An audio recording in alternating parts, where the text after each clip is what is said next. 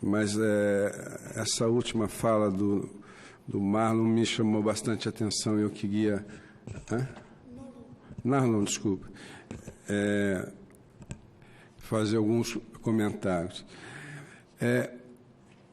Esse dado de que o Brasil gasta 14% do PIB com previdência e que vocês fazem essa comparação internacional com outros países, tá certo? Eu não conheço. Eu queria que você me dissesse qual a fonte, qual a instituição internacional que faz esse tipo de comparação, tá certo? Porque o que eu sei e li, e tem pessoas que escrevem sobre isso, comparações desse tipo são muito difíceis de ser feitas, porque você pode comparar coisas absolutamente distintas. Eu pergunto, vocês nessa comparação, porque vocês pegam, no caso brasileiro, o INSS rural, o INSS urbano, o BPC, o município, o Estado, a União, militares, etc., etc., vocês compatibilizam isso tudo com todos os outros países do mundo com os quais vocês comparam? Vocês fazem essa compatibilização? Eu acho que vocês não fazem essa compatibilização. Queria saber, por exemplo, se vocês computam os mais de 50 regimes especiais de previdência que existem na França, tá certo? Para fazer esse tipo de compatibilização de dados. Será que vocês usam os dados do gasto americano com os aposentados do Exército, da Aeronáutica, tá certo? Eu gostaria de ter essa informação, porque eu, sinceramente, eu não conheço. Eu já vi esse dado 14%, eu já vi esse dado 16%, eu já vi incluir nesse dado até FGTS, tá certo? O que é correto, e tem um texto do IPEA, que foi o Nagamini que fez, está lá dito, o Nagamini diz isso, esses dados são complicados, o Nagamini é parte da equipe de vocês, ele diz, essas comparações internacionais são difíceis, e ele diz, no que é comparado, aí sim, ele mostra diversos, o Fundo Monetário Internacional, os dados da Comissão Europeia, blá, blá, blá, blá, com o que é comparado, o Brasil não é um ponto fora da curva. O que é comparado, o Brasil gasta 8% do PIB, e os países que são mais velhos, mais desenvolvidos, gastam entre 12% e 17% do PIB, tá certo? Então, eu quero deixar bastante claro que vocês têm que tomar muito cuidado, tá certo? Para quando vocês divulgam essas informações, porque esse dado já foi apresentado aqui 3 vezes. O Marinho apresentou, o Paulo apresentou, todo mundo apresentou. Você olha aquele dado e você faz, realmente não tem cabimento, não tem o que fazer. Está tudo dentro. Mas esse dado é, no mínimo, questionado. No mínimo questionável, tá certo? A outra questão que você fala aqui, que vocês estão fazendo o governo está fazendo, não é só no regime próprio do servidor público, mas também estão fazendo uma maior equidade no serviço, no regime geral da Previdência Social. Aí você cita assim, veja o caso do aposentadoria por tempo de contribuição. O sujeito que se aposenta por tempo de contribuição recebe o dobro do sujeito que se aposenta por idade, você disse isso, tá certo?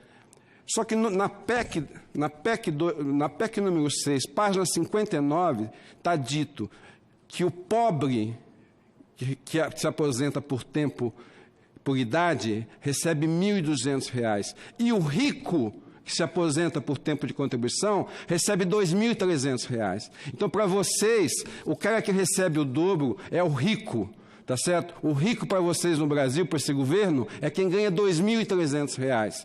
Tá certo? Para mim, esse tipo de dado, esse tipo de informação é inadmissível. Tá certo? Outro ponto. Outra questão, o déficit. Por favor, tá certo? O déficit. O que o governo federal tem feito desde 2016? Tá certo? O déficit.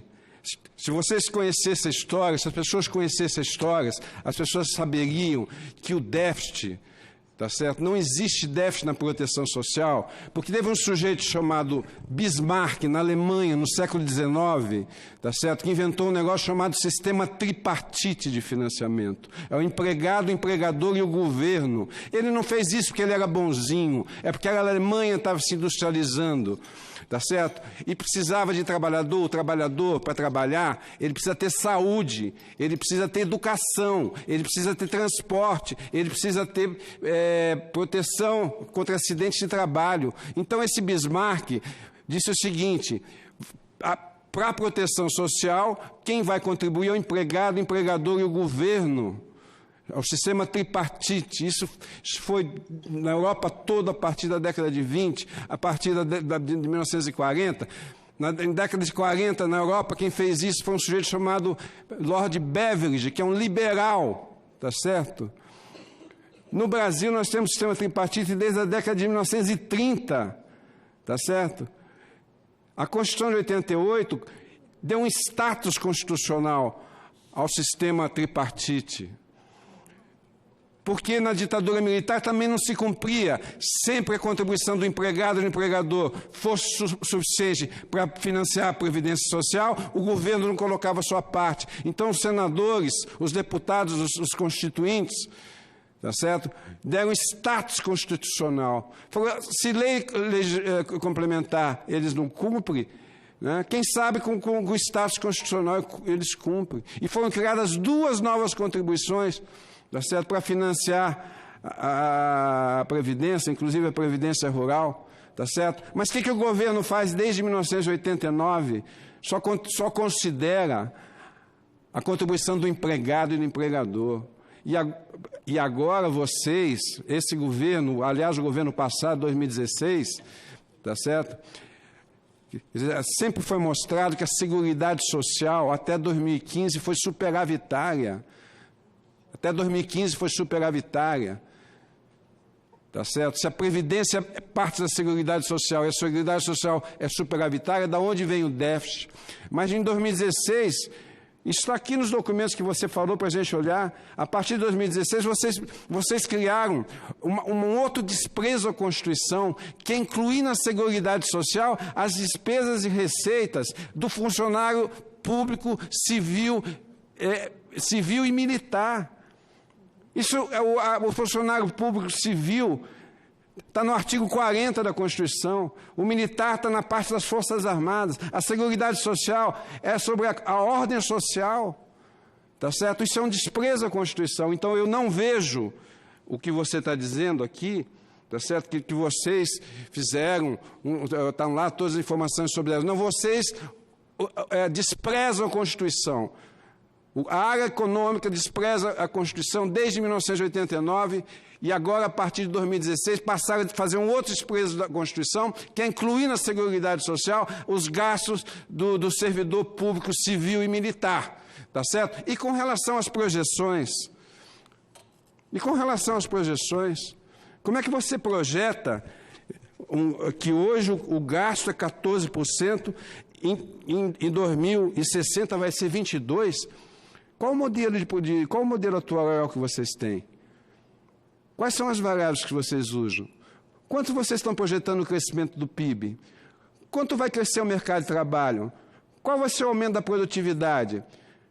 Qual vai ser a correção dos benefícios da Previdência, dos benefícios? Onde estão esses dados? Quantos cenários vocês fizeram? Eu vou ler aqui, aliás, uma frase, uma entrevista, tá certo? Que foi dada pelo secretário... Só mais um segundo, senador. O secretário Rolim, tá certo, Leonardo, que ele disse aqui em 2019, ele disse exatamente o seguinte. Ele disse o seguinte, está em letra pequena aqui.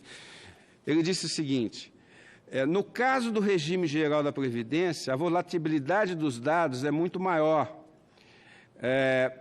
e os dados não são confiáveis. Ele lembrou que o governo nunca teve esse tipo de informação. Isso nunca foi feito e ninguém nunca abriu os dados como a gente está abrindo para dar transparência. O secretário garantiu que o governo vai fazer, aspas, uma avaliação no futuro próximo, aspas, estamos criando um observatório, vamos chamar a sociedade civil para ajudar a construir um modelo atuarial.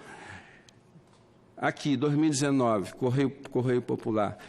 Nós fizemos um estudo em 2017 que mostra que o governo não tem um modelo de projeção atuarial para projetar absolutamente nada daqui a 50 anos.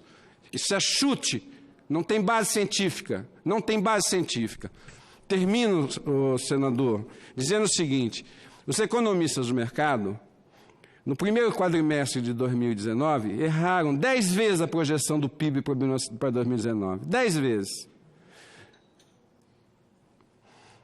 Se eles erram 10 vezes em um quadrimestre, eles vão errar 30 vezes em um ano. Tá certo? E os economistas do governo, da Previdência, fazem projeções para 60 anos. E esse Congresso, esse Senado, vai aprovar uma reforma da Previdência que é excludente e que certas coisas é desumana, tá certo? Com base nesse tipo de projeção, essa é uma questão que eu deixo para o debate aqui. Se o senhor me permitir mais um segundo, eu só queria dizer o seguinte. De novo, eu não consegui responder as perguntas do senador Paim, tá certo? O que eu quero deixar claro aqui é o seguinte, quer dizer, por que eu escrevi esse livro, Debate Desonesto? Porque não é reforma da Previdência. A ideia é acabar com o modelo de sociedade que foi pactuado em 1988. Esse é o objetivo, tá certo? Por isso que não se pode falar a verdade, tá certo? Por isso que se tem que camuflar a verdade, tá claro? Essa que é a questão de fundo que está colocado aqui. Então eu tenho que mentir, eu tenho que falar que a Previdência não exige idade mínima, que a Previdência é generosa, que o gasto é elevado, esse gasto que é apresentado aí, quanto os gastos corretos, mostra que o Brasil não é nenhum ponto fora da curva. Tem que falar todo esse tipo de coisa. E tem que falar também no terror. Não tem alternativa para a demografia. Aqui tem 10 alternativas para a demografia. A população vai envelhecer? Vai. Não tem alternativa? Eu vou dar uma alternativa, que não, é uma alternativa horrível, mas eu vou dar. Todo aposentado continua contribuindo. Pronto, resolveu o problema de que você tem poucos contribuintes ativos para muitos não contribuintes inativos. Aliás, isso já é feito no Brasil no caso do servidor público civil federal. Mas existem outras alternativas. Tá certo? A Previdência não é financiada só pelo trabalhador ativo. O sistema é tripartite, como eu disse. Tá certo? E por aí vai. Tem a questão do déficit, que não é déficit. As projeções do futuro, que não tem base científica. A ideia de que a economia, hoje eu vi aqui várias vezes, se não fizer a reforma da Previdência, o Brasil não vai crescer, não vai gerar emprego, não vai fazer nada. Tá certo? Isso não tem base científica, gente. Isso não tem base científica, isso é fake news. Tá certo? Então, essa que é a questão. E, por último, o que eu quero deixar claro aqui para vocês é o seguinte, tá certo? Que nós vamos vai cair sim nos pobres. 40 anos de contribuição para ter aposentadoria integral. A pessoa por ano trabalha 5 meses. Você vai precisar de 92 anos para ter aposentadoria integral. Isso é um parâmetro semelhante aos países desenvolvidos, tá certo? Sendo que nos países desenvolvidos as pessoas entram na escola com 24 anos. E no Brasil, 70% das mulheres e dos homens rurais entram no mercado de trabalho com menos de 14 anos, tá certo? E por aí vai. Tá claro? Querem até privatizar, senador Paim. Querem privatizar, sabe o quê? Querem privatizar os tais dos benefícios não programáveis. Tá certo? Então, o sujeito do Uber, da bicicleta, de 18 anos, que trabalha 12 horas por dia de Uber, tá certo? Para ganhar R$500, eles acham que esse sujeito vai contratar um seguro Bradesco, tá certo? Contra acidente de trabalho, contra doença, contra uma série de coisas. Eu termino pedindo que os senhores senadores, infelizmente são muito poucos que estão aqui, tá certo? Infelizmente, tá certo? Olhem essa reforma, que essa reforma ela é extremamente excludente, tá certo? Para as camadas de baixa renda, que no 80% do Brasil ganha menos de 30 horas. Muito obrigado. O economista Eduardo Facchignani, ele usou em torno de 15 minutos, eu vou usar o mesmo critério. Inclusive, o Narlon, se precisar mais alguns minutos, também vou te conceder. Então, agora eu passo a palavra, mediante aqui entendimento na mesa, para ir intercalando, a economista Maria Lúcia Fattorelli.